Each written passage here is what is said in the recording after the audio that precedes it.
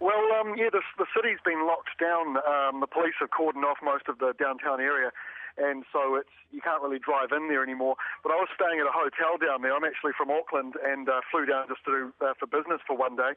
And my hotel, 7 stories up, brand new hotel. And it's I've been in quite a few earthquakes in my life living in New Zealand, but this was absolutely the biggest I've been in. It rocked for about a minute and was pretty severe, and the damage is pretty significant around the downtown area. Did you have any warning that this was coming, Philip?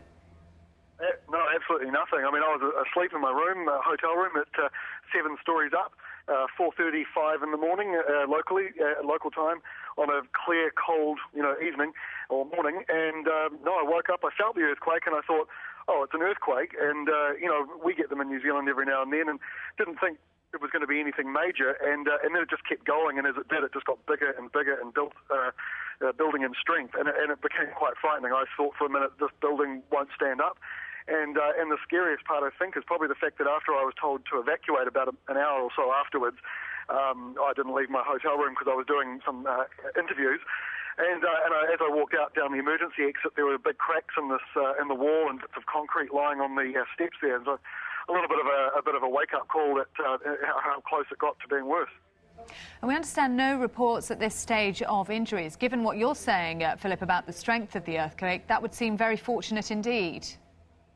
Oh, absolutely. I'm stunned there are no serious injuries. I mean, you walk down the street and, like, from where my room was, looking out, you wouldn't know anything had even happened.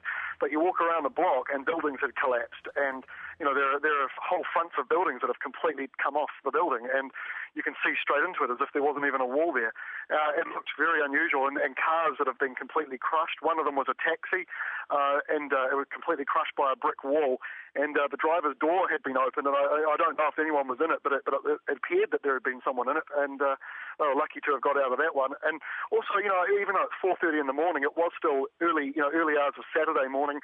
There would have been people still out. It's our second largest city. I'm surprised no one was injured even or killed walking along the sides of the road, and having something fall on them. So remarkable, really. Police are saying, Philip, that they understand there's been some looting in some shops in Christchurch, some of the damaged buildings. Have you seen any evidence of that yourself? I haven't seen any evidence of looting, but while I was doing my walk around, which was about 6:30 in the morning, so about 2 hours ago, I did walk past an area that had all the doors had opened up. The automatic doors were wide open, and you could just walk in there and take whatever you wanted. But no one was. They were walking past and they were looking at it, but they were carrying on walking.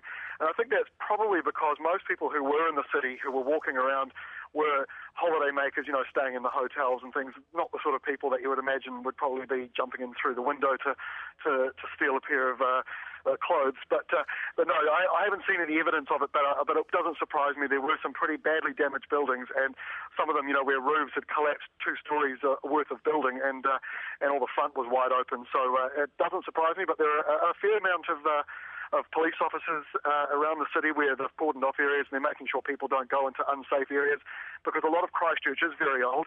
A lot of the buildings here are very similar to those that you'd find in England, in London, and they don't stand up well to earthquakes at all. They're not built for it. But the newer buildings, they appear to be all fine.